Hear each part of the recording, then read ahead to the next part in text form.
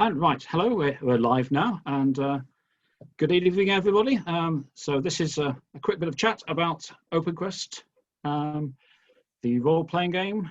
We've just had a Kickstarter for it, very successful. Lots of the main rulebook has funded, and 11 stretch goals. I'm here tonight. I'm Newport from D101 Games, and I'm tonight with Paul Mitchener, who's going to be doing editorial for the game, and has been my long-time collaborator on this one. How many years do you reckon it is, Paul? It must be about 10. It must be about 10. Yeah. Because I think it was back in the days of Simple Quest. I just got started. I think I started bugging you about it because I started saying, "Oh, this is interesting. When's that coming out?" Yeah, it was one we of kind the of strange drifted into that. Yeah, strange ones that I kind of did I think I did a sort of a zero edition of Simple Quest, which I took to various conventions and flashed about while I was running demo games of it. And then people said, "Yes, I'm interested in this. Let's discuss it further and let's do stuff." And I was like, "Whoa!" Because Simple Quest, which was the first name for OpenQuest, was something that I did in my lunch hour when I was still working a day job in computers, doing a web developer, and it was my lunch hour thing because I was working in the city, and it's much more fun to be writing role-playing games than going out into the grisly grey rain of Manchester. Oh dear. Where I was working at the time. So yeah, we just had the Kickstarter, which is at the time of recording this has got about 11 hours to go.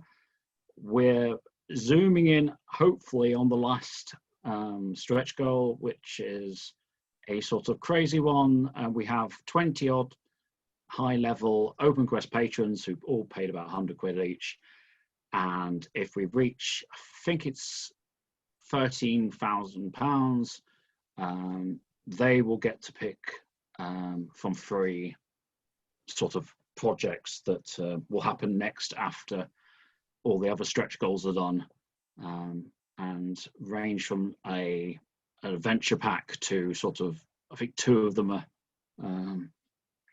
sort of role-playing games, full role-playing games that I've already written. So it's basically giving you them a vote on what you're doing next. Yeah, but it may not happen. We'll see. But we'll see how, because I didn't, to be honest, I did not expect to get as far as we have done. I kind of went into this one very, very, feeling very small, thinking just right, well, I'll no, it's been fantastic, hasn't it? And yeah, and I've been checking it every day. So yeah, I kind of got the sense that, well, because a lot of the support came from Twitter, and the various grognards of Twitter that are sort of a mutual sort of group of people, as well as all the good folk at BRP Central who've been following OpenQuest for years with a great interest. They're there, and of course existing folk who follow D101 Games, who I tapped up via the web via the newsletter. So yeah, so we've got the rule book is coming. It's going to be a lovely black and white affair, very sort of 1980s look. I think some of my favourite artists from D101 over the years, and so some of them are going to be doing new stuff. There's going to be some full page art, and the one that came out literally the last couple of days, somebody prodded me, and I remember, oh yeah, but I'm going to contact a printer about that, is that there will be a proper digital print edition. This is where it's going to be sewed papers, ribbons, and 5 color plates. So it's going to look really nice.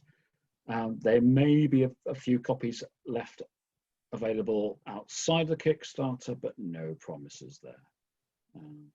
And then the rest of the book is then set up for print on demand. So it will be back at Lulu, it'll be back at Drive-Thru, and it'll be quite readily accessible. So a nice hardcover. This is second edition here, and John Hutchins is down to do the front cover again. And then I think this that was the sort of the first sort of the main goal, and the first 5 stretch goals were sort of like making that more exciting, that book.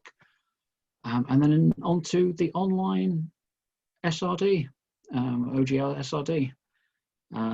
OpenQuest has always had a SRD because it was based off the Mongoose Legend SRD, so we wouldn't exist if we hadn't been built on this Word document that Mongoose put out about 15 odd years ago. And then this time round, I'm going to make it a nice website.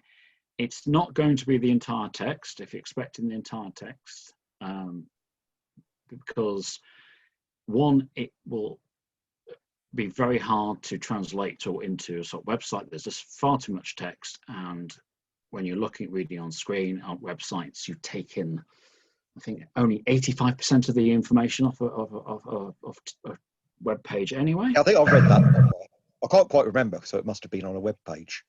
It's something I learned from a friend who got involved in e-learning. He was working for electrical engineering. Who, when I was based at Leeds back in, this would have been the mid-90s. He did his course in electrical engineering, then went on into doing computers. He when he was doing this, he was told basically they'd done the research, and it was, you don't pick it all up because of screen glare and all the rest of it. Yeah. So you have to keep quite brief. And when I worked in web development, and I worked with people, we eventually worked with, after doing it for us on our own for many years, very badly, we eventually ended up with web content editors, and they were like kings of making text concise, of turning big waffly paragraphs into bullet points, and they were just brilliant at it. So if I was to do the full text for the website and the online SRD, I tried before. I tried it actually for OpenQuest too, and it didn't work. So much more condensed. It's a different format, isn't it? And anything like tables and things, you need to do differently.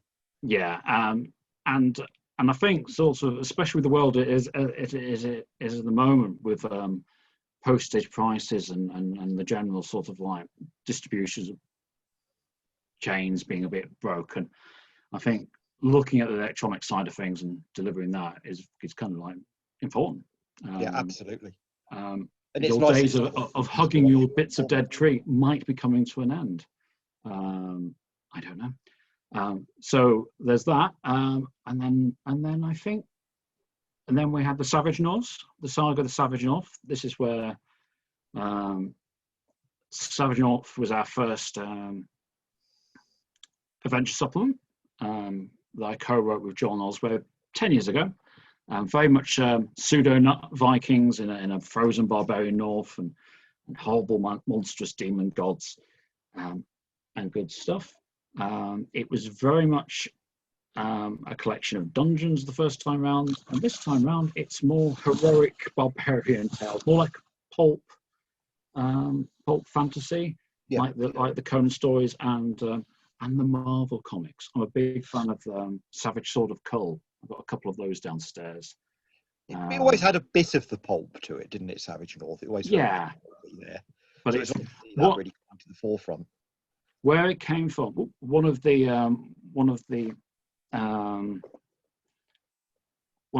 people who bought it and quite got in touch with me, quite enthusiastically. He asked me, "What about this?" Asked me about the characters that I mentioned, the movers and shakers, the kings and queens, and the various sorcerers that I mentioned, and I said. And he said, "What they've got to do? What are they doing in the setting?" And I said, "Well, beyond what I tell you in the text, as a sort of the history in them, not so great actively. You know, they're just names. They're just things I created." And I then reflected on every single sort of deep percentile book that I've bought, and the more memorable ones and the adventures are where these named characters, these NPCs, actually are fully statted up, and they're in the adventure. And they're in the adventure in quite a fearless way that you meet them and you can kill them and you Yeah. can, you know, can mess about with them. And the ones where it really annoys me, where you pick up this big supplement and it's got all these interesting characters in, and they might give you a pen picture, of a couple of paragraphs of what they're like, but they don't give you the stats. And they kind of imply that there's some sort of plot immunity, that they might come into the adventure during the event, you know, introduce things and tell the players what to do, but that's all they do. And I thought, nonsense to that. So you want to go off page and lead a revolt against the king, don't you, or something? If you might want to. Well, that's what the saga. One of is at the moment it's a trilogy, and that's set to change because we have a master of the Savage North, a patron who paid to sponsor that event, that book, and they're going to work with me on an extra adventure and some ideas. In fact, we've got a master or mistress for each of the extra supplements. So you're going to have one for the Clockwork Palace. Yeah, that's exciting as well. And they will work with me on that, and we'll do a fourth adventure. But the original trilogy it starts off with in the first adventure there was a coup. The king and queen of one of the barbarian kingdoms, who in themselves had already deposed the king. In the first adventure, there's a bit of subtle politics there, and the players got to decide who they backed. Was it the king or the queen? Was the king or the queen? And then as we carried on, they in the version I played, it was the queen they backed because she's a lot more sensible and not insane. Always a good move. Yeah. So they carried on, and the final bit is the queen says, right, I've had enough of this. My ex-husband wandering around the wilderness, stirring up trouble. I hear he's got over the seas to the kingdom of Foundhaven. Go and fetch him back. And that's the end of this one. So, and there's been other characters that in the original Savage North were mentioned have turned up. The Angel of the North, this big massive statue that just stands there, that was stomping around. The player characters got to fly on its back, and they met the two sorcerers who control it, and they also met its previous master. So it was all get in, and they even met Crumb, the barbarian Crumb, who normally was just a saying, "Crumb cares not." Crumb was met during these adventures, so that's what Savage North is. It's getting there. These big barbarian sagas. And then it's over to you, Paul. You were the next stretch goal. The Clockwork Palace. Yeah, the Clockwork Palace is okay. So I think it was a really short thing I did, didn't I? Went back for a bundle of holding. Yeah. And it was a case of I was being very playful. I thought, okay, let's have this type of thing, clockwork magic. Let's have mechanisms. Let's have, these particular, I suppose, engineers who are playing with clockwork magic and seeing how they're going out into the world. So for the supplement, for the full size thing, there's a lot more I can do with that in terms of, their technology, the politics going on at the palace, how to pull people in, and also saying going out into the world, well, they can go out into several worlds. Yeah. I've got this idea in my head. There's something currently called the mechanism, which sort of attunes this door to different worlds.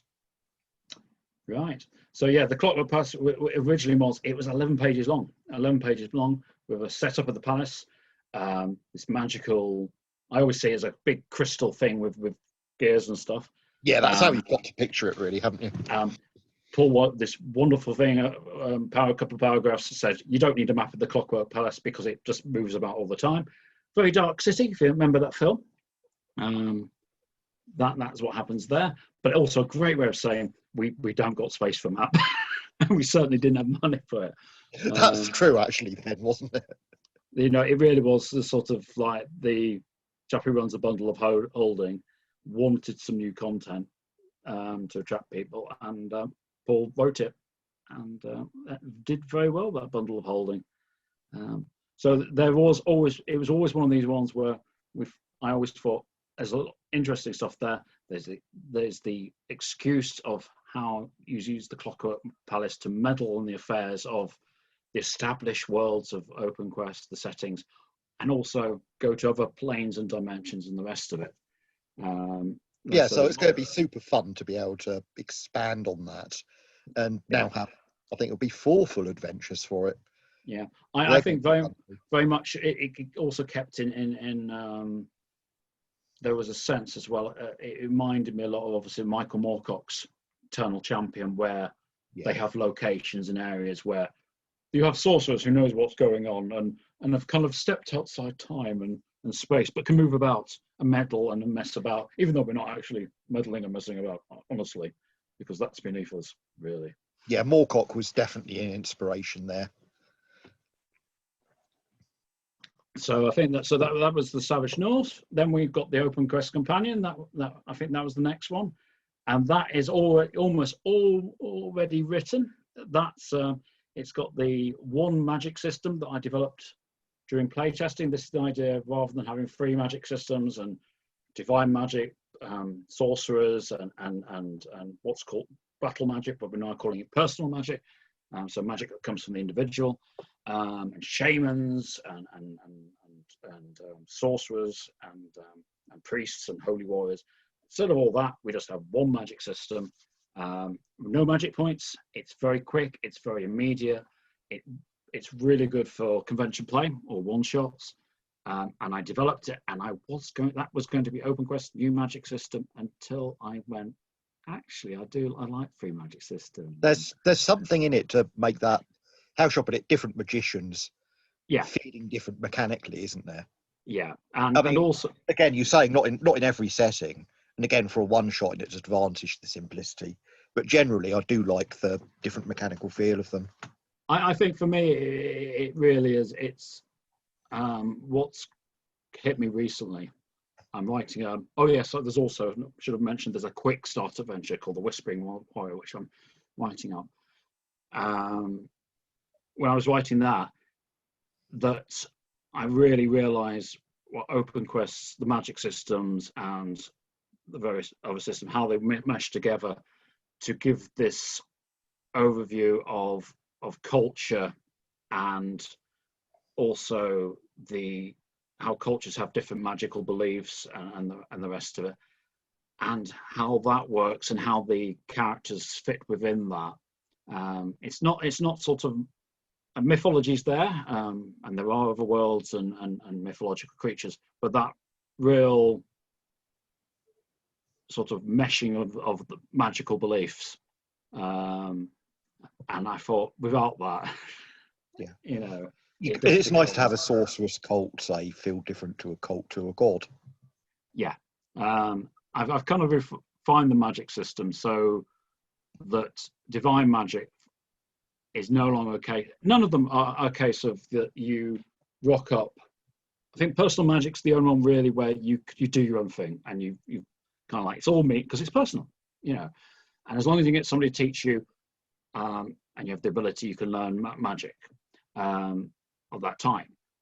Divine magic now is, yes, you still have gods, you still have, but it's more about the religions rather than sort of being, you can dedicate to a single god, and there's going to be rules about that, but you also, there's these big religions, and you join them and they expect things of you, and you get your magic by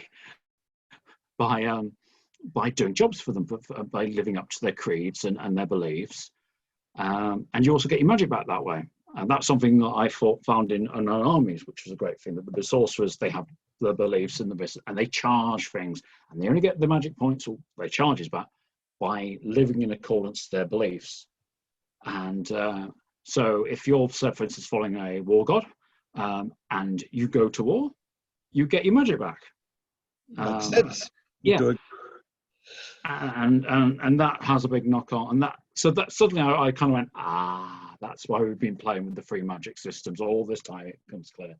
But as I say, having a one magic system is a great idea. A lot of people said, I quite like that idea.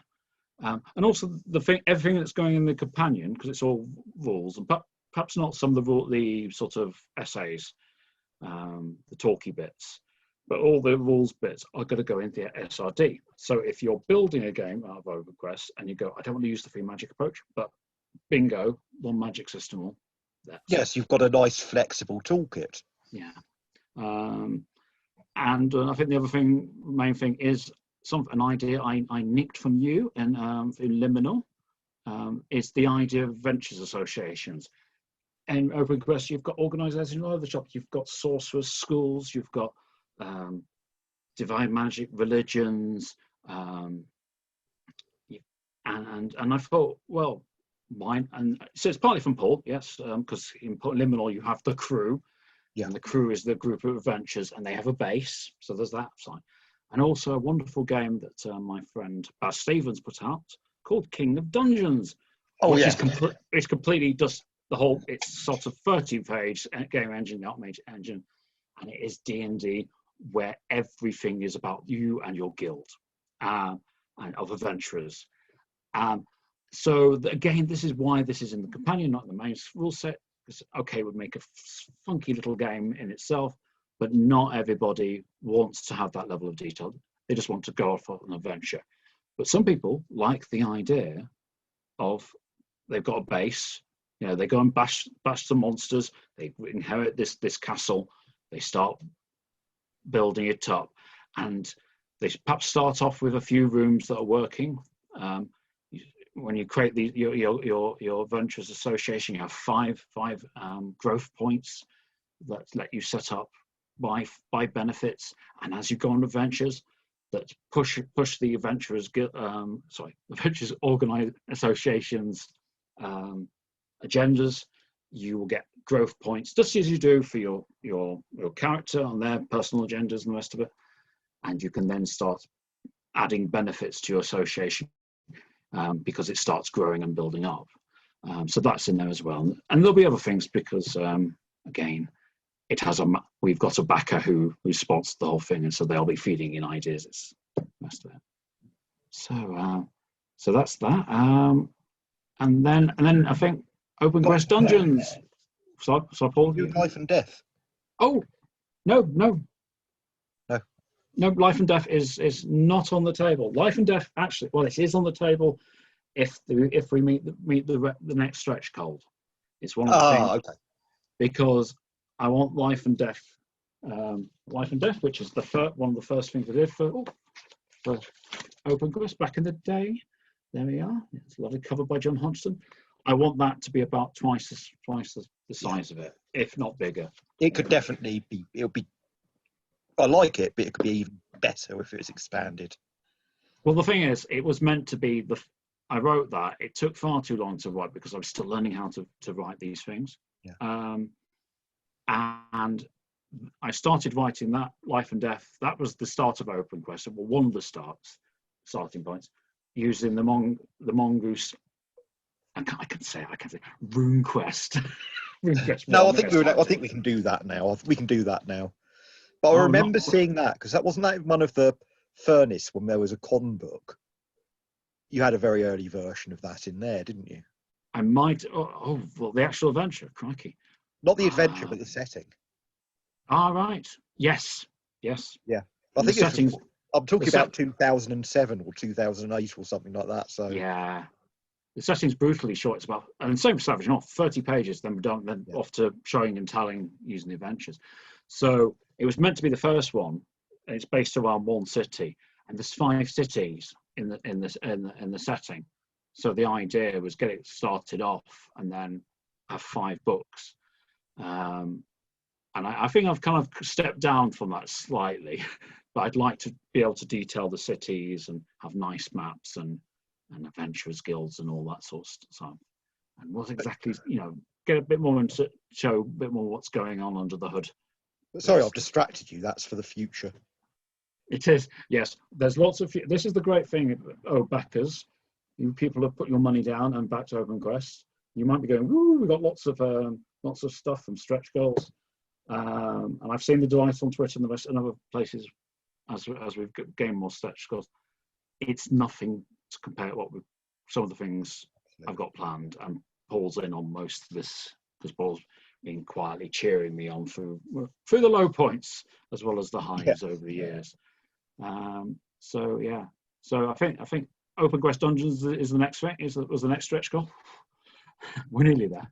And this is a short book which I've already written. I've already got the dungeons. I took a copy of the rule book away on holidays. I wrote dungeons, and they are classic D percentile dungeons. They're small, they're compact, they're dangerous. They've got a little story, and the whole idea of the supplement is a lot of people have asked me to do D&D using OpenQuest. Why? So I don't see the point. It has been done elsewhere. Classic fantasy from Ifras, but it's not my cup of tea. But I do realise, because I've done this when I was 15, when you step into D percentile fantasy gaming, you usually come in from D&D, and you have a couple of sessions. I think it took us 5 sessions before you twig that things are done differently. If you kill monsters, for instance, they've got friends. If they've got, all these magical associations and organisations that they're members of to learn their magic. So if you killed them, their friends come looking for you. Yeah, I mean, so that's interesting because it delves into a couple of things I really like about sort of the D100 systems. So one thing is, in terms of dungeons, it suits possibly fairly short dungeons. Yeah, because you're never going to have more. You're not going to do a room by room thing. The other thing is, you could have a big complex, but that doesn't suit a sort of dungeon delve so much as a dungeon raid. You go in, you grab what you want, you get out, and that is fun. It's a lot of OSR D&D types. They kind of artificially keep the game at very low levels, because for them that risk and that danger is very exciting to them. Yeah. There's a couple of games where they deliberately play on that. And I think, to my mind, there's only one that I've come across that really does it well, and it's currently on Kickstarter. And a game called Best. I'm just sort of looking around. Best Left Buried, or yes, yeah. I played it once, and it's just like, oh, this is brilliant. It's scary. It had grown players who I know are just like confident, cocky types going, that manhole we've just found, that big hole in the ground, we don't need to go down there. No, we'll go over there where we can see the light. That feeds into a certain British fantasy type thing, doesn't it? Like with Warhammer and things like that. You don't want to do this. Yeah. And Warhammer, again, that's a D percentile game. Or certainly, I remember playing it, loving it to bits, and then going, no, I'm going back to RuneQuest. I've better survival rate if anything else. But yeah, so it's to introduce that, and your players, and how you guide your players, how you have a fun time, and then they go, oh right, there's a bigger outside world outside the dungeon, and there's more stuff, and by that time you've got them hooked in, or you move on to playing another game. But that's what OpenQuest Dungeons is about. And I think after that, it was a virtual tabletop, and I'm going to lose track now, Paul. Can you remember what they are? Yeah. So I think that's the last one. And oh yes, finally, we had the virtual tabletop, where I'm going to look at virtual tabletop like Roll20, Astral, who have partnered with Drive-Through RPG. So I'm going to have a look at that one, because the idea of how, as a publisher, I already use Drive-Through quite extensively, and then and being able to sell my material or my modules for use through a virtual tabletop is a big one. And especially, if that becomes a market leader, I don't know. Will there ever be a market leader thing for a virtual tabletop? Probably not until they get video sorted out. It's a very good question, isn't it? Yeah. Yeah, so I've got money to research that one and the rest of it, and that will probably link in with the website OpenQuestRPG.com, which already exists, and I'll be doing blog posts about development stuff. You might have already visited it.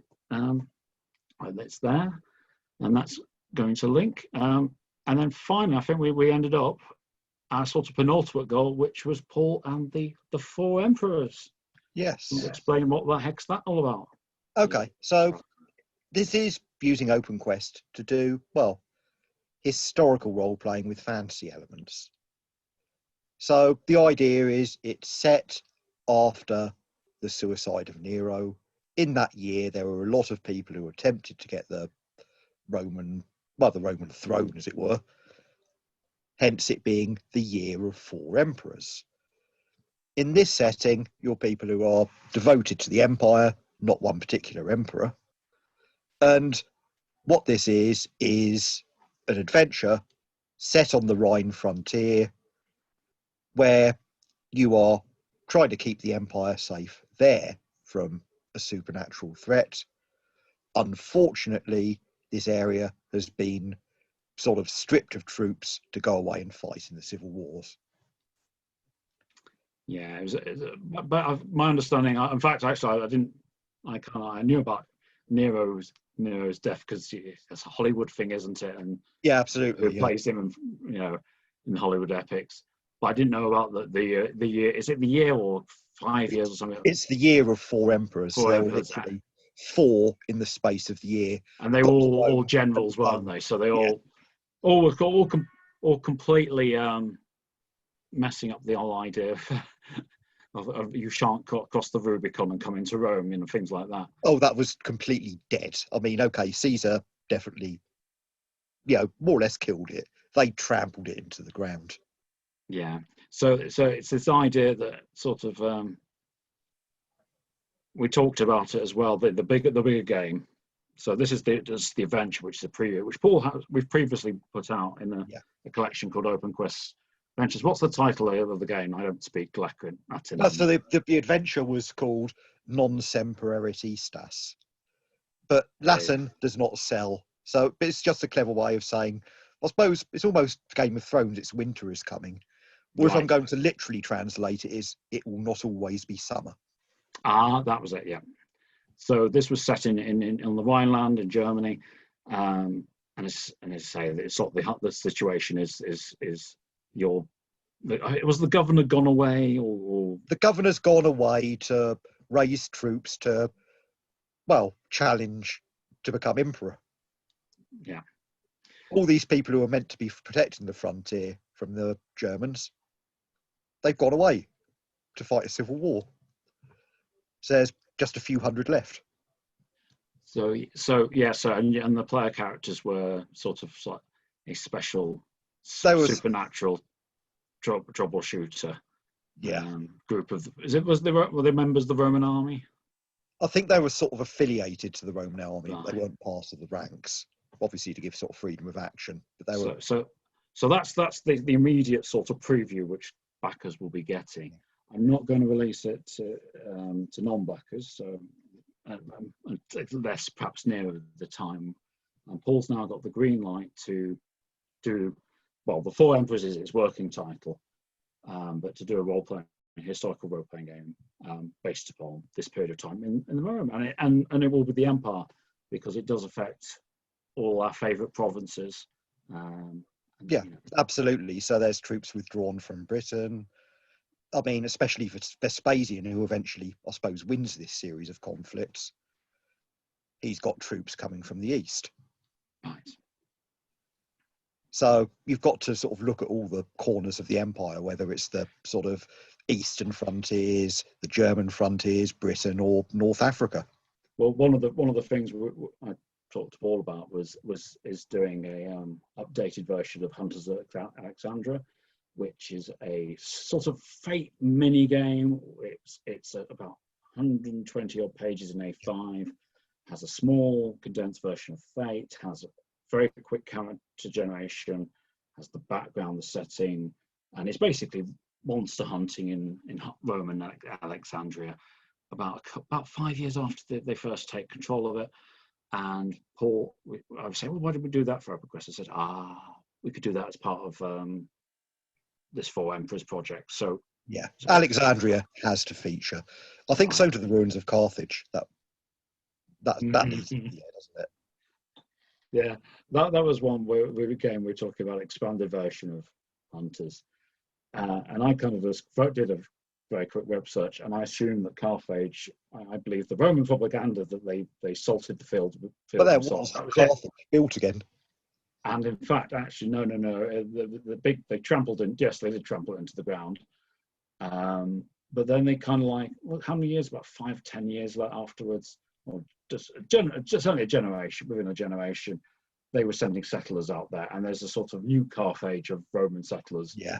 With the haunted ruins of Carthage greater out there.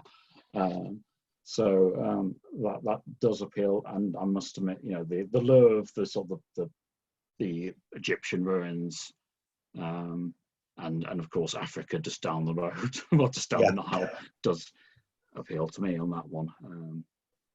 Yes, I'm not going to say anything more on that, not on record. But it could be an ace source. I mean, well, no, it will be an absolutely ace swords and sorcery setting.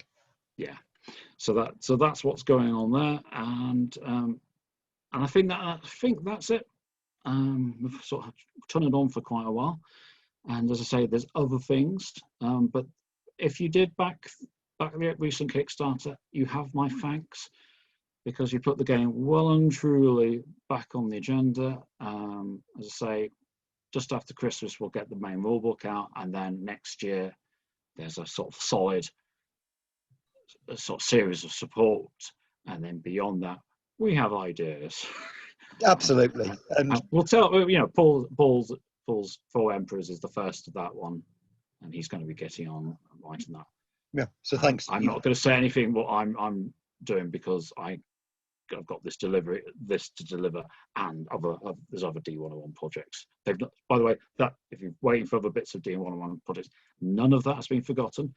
It's all been a bit slow because of the recent situation with the world, and also because of money and the rest of it. We have been sort of month to month, sort of getting money, paying an artist, do a bit, and some of the money that's been earned from the OpenQuest Kickstarter will be able to accelerate other things coming on, and puts the company as a whole in a much healthier state. So you have my thanks. Anything you want to say, Paul, about? Yeah, I mean, I want to say thank you for everyone for listening. Also, you have been keeping me in some work. There's editorial work for OpenQuest. The Clockwork Palace, that will be there by the end of this year, right? I'll get you to draft for that. In fact, we've got a backer who can hold me to that, who's the master of the Clockwork Palace. Yeah. And then later on, green light for Year of Four Emperors. So this is all really good stuff for me as well. Yeah. No, that's the other thing. D101 is, some people say, oh, it's Newt's, I've said to my face, Newt's vanity project, publishing problem.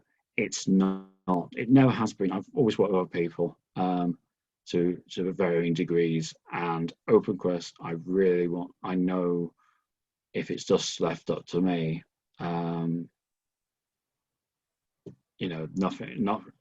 we won't see the support it deserves, and that's partly why it's got it's got an OGL side to it, which I won't go on too much about tonight. That's probably one for another discussion. Okay, well, thank you very much, folks, and enjoy.